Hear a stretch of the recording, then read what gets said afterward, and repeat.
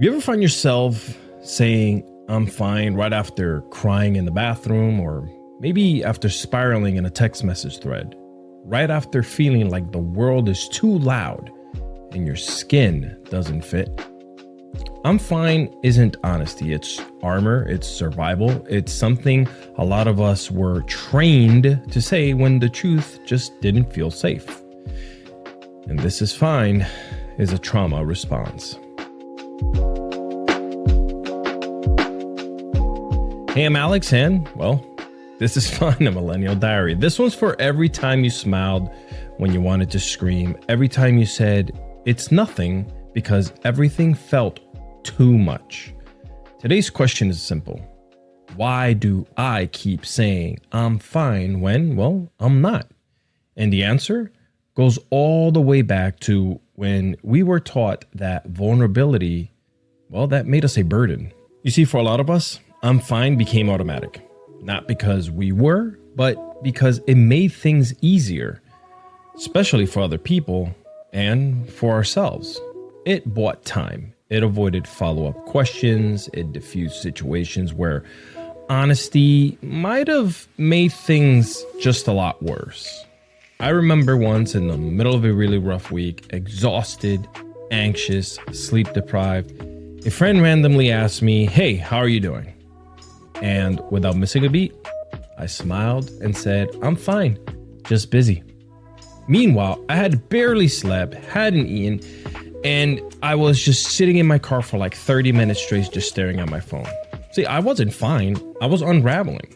But the lie, well, that was easier, cleaner, less work than explaining the truth. Look, a lot of us grew up in environments where emotions weren't welcome. Crying made people very uncomfortable. Anger definitely wasn't allowed. And sadness was, well, being dramatic. So we adapted. We stayed quiet, smiled when we were hurting, cracked jokes instead of, well, opening up. And you kind of learned quick that I'm fine is the fastest way to move the conversation on, to avoid the awkwardness, to avoid making someone feel something you're already struggling to hold. But here's the thing. You say I'm fine long enough, and, well, people start to believe you. Even the people who actually care. Even you. You train the world not to ask any questions. You make it harder for people to actually see who you are. And you create this loop. You're not okay. You say you are. No one checks in. You feel invincible. Repeat. It's a trap. And the worst part, eventually you start gaslighting yourself. For instance, one night I was visiting family. Everyone was catching up, laughing, eating. I was sitting at the table, smiling, joking, like I always do. But my chest was tight the entire time. I kept thinking, I don't feel okay. I just want to go lie down. I don't know why. But when someone asked if I was good, the automatic, yeah, all good, came out like muscle memory. Then I got in the car and I rode all the way home talking to myself because I didn't want to make the room heavy. I didn't want to be the problem. I didn't want anyone to worry. And in that moment, I chose comfort for them over honesty for me. But here's the spoiler. You're not fine. You're just overdue for a feeling. So why do we keep saying I'm fine? Well, let's just answer it. Because we were taught that your feelings were too much, that your sadness was inconvenient, that being strong meant silent. But silence isn't strength. Pretending is definitely not healing. And fine is not a feeling. You're allowed to say, I'm overwhelmed. I'm sad today. I don't even know how I feel, but I know it's not fine. Because truth is connection, and connection is how we heal. You don't owe anyone perfection. You don't need to be easy. You're allowed to be real, even if that means being a little messy, even if it makes the room quiet, well, for just a second. So here's what I want you to take from this.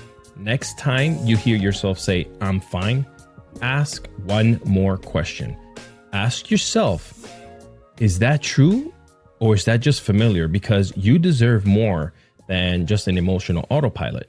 You deserve to be heard, even if what you're saying is hard to hear, especially then.